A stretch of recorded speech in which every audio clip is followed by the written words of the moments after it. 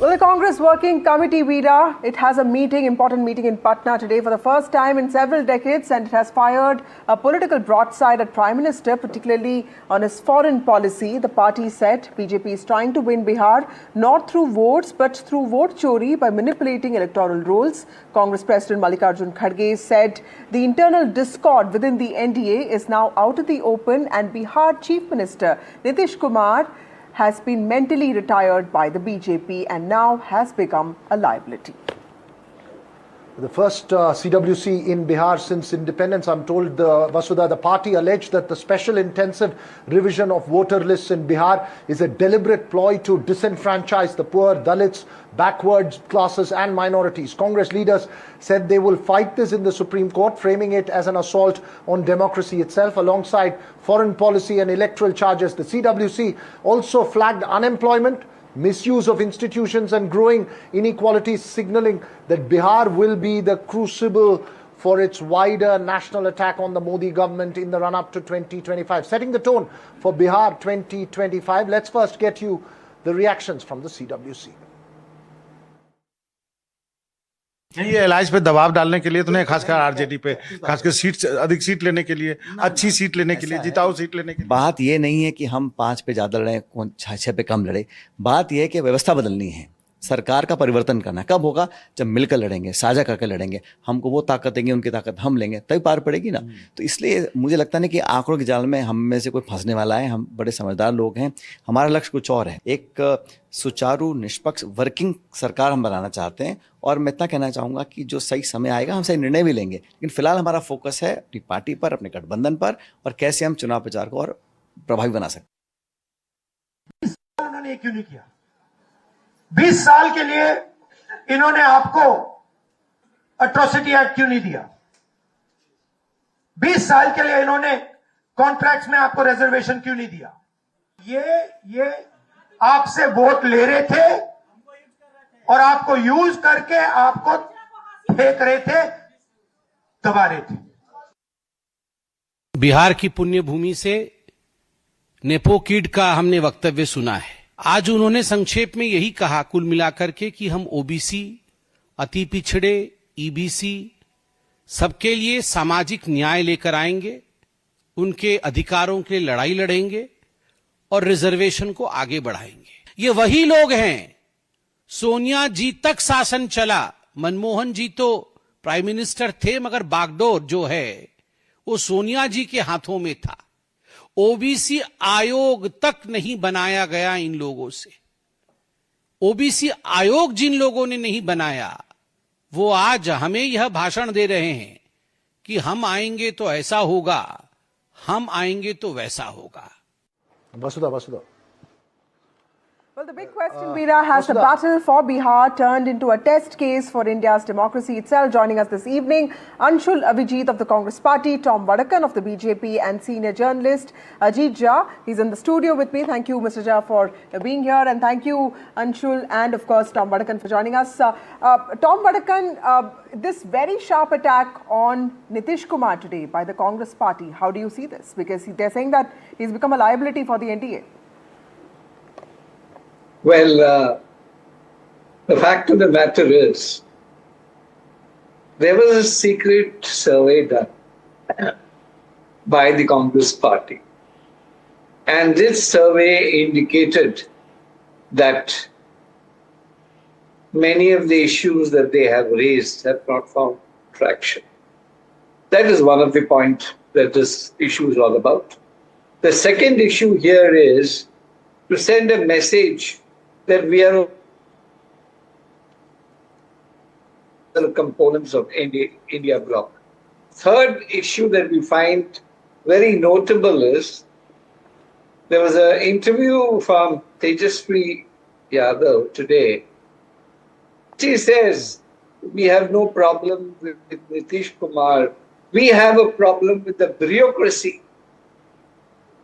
I really don't know what this is about. If the bureaucracy is being threatened by Tejasvi, then there's a huge problem. This get-together that they have had today is a clear indication that they're sending out a message that we are also in the race give us that number of seats. And that is why they have this, because of the secret survey that they did, and that indicates a total bottom level result for the Congress party. So that is the main issue why the CWC, after 80 years, believe me, they have discovered the city of Patna. 80 years. They never thought about Patna. No, Tom Varakan, we'll get to those points, but let's get to the point of today. You've also been part of CWCs in the past. Anshul, Avijit, what's the big message really? While you're trying to set the rhetoric and the campaign rhetoric, some would say, what's the substantial alternative? That's really the question.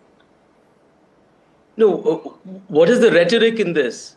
There's a substantive question that was asked and that was exposed, which was in the voter Adhikar Yatra, that there is a massive electoral fraud. There is no rhetoric here.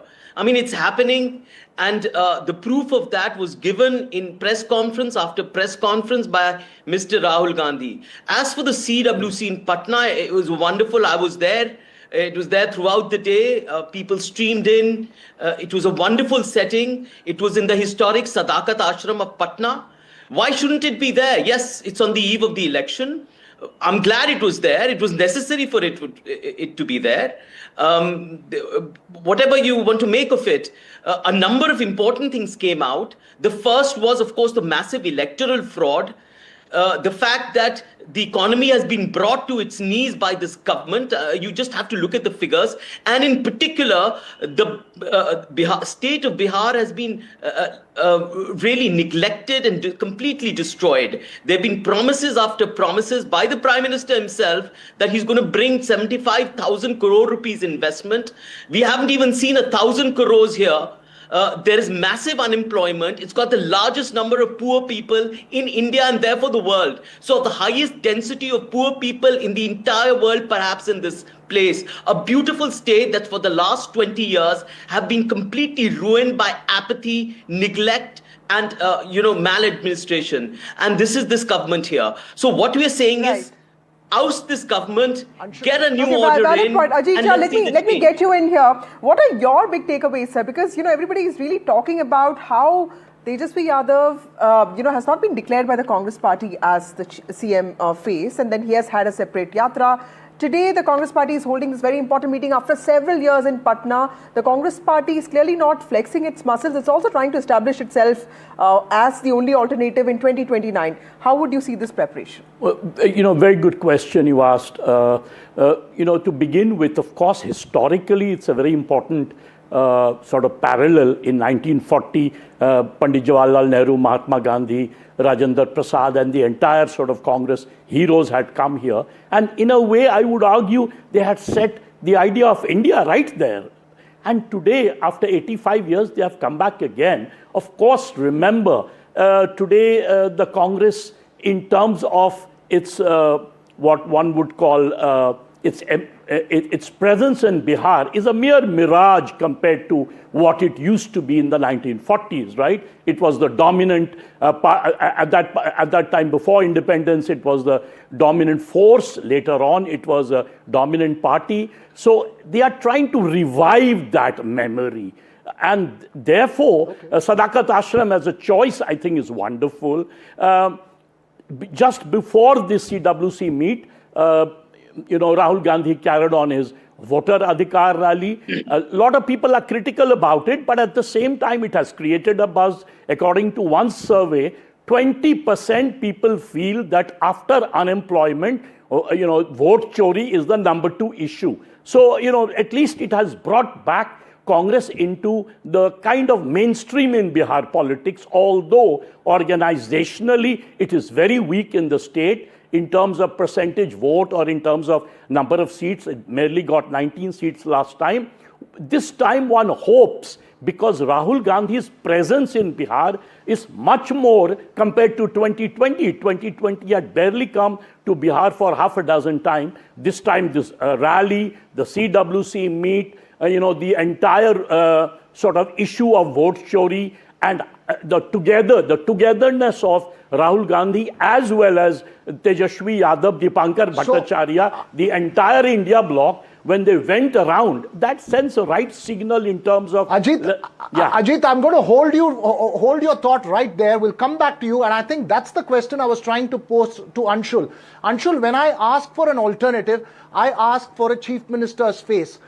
Would it be a liability not to have clarity on that count? No, where did that logic come from? Why are you asking for a chief minister's face? That has never been the tradition. There is a certain dharma of Mahagathbandhan politics, right? We are upholding that dharma, so is the RJD, and so are the other parties. This is a parliamentary democracy. It's not a presidential form where no, but past elections, Anshul, I'm sorry to interrupt you there. Past elections and the elections the Congress has done extremely well in assemblies have shown that when you project a categorical chief minister's face as an alternative to Nitish Kumar, only then the whole momentum solidifies. Veera, let me tell you, by the BJP's example, they haven't disclosed any chief minister anywhere. They've continuously, it was a tabula rasa in Gujarat, completely changing chief ministers. That doesn't seem, that logic does not Anshul, work. If Tejasvi Yadav says that he will work towards making Rahul Gandhi the Prime Minister in 2029, why can't Rahul Gandhi say the same about Tejasvi Yadav for 2020? No, hang on. You're insisting on this time and again. It has been the Congress, first of all, it has been the Congress tradition. Look back in history, because we're talking about history right now with the CWC happening in Patna. By the way, Congress sessions have happened even after that. And let me tell you, all the members of the CWC, although it was not an official CWC, all came for the voter adhikar yatra one by one, stopping in and giving pressers. So it's not that the leaders of the Congress party have not been visiting Bihar in the last few years. They have been coming relentlessly. Yes, formally this was a CWC after a long time.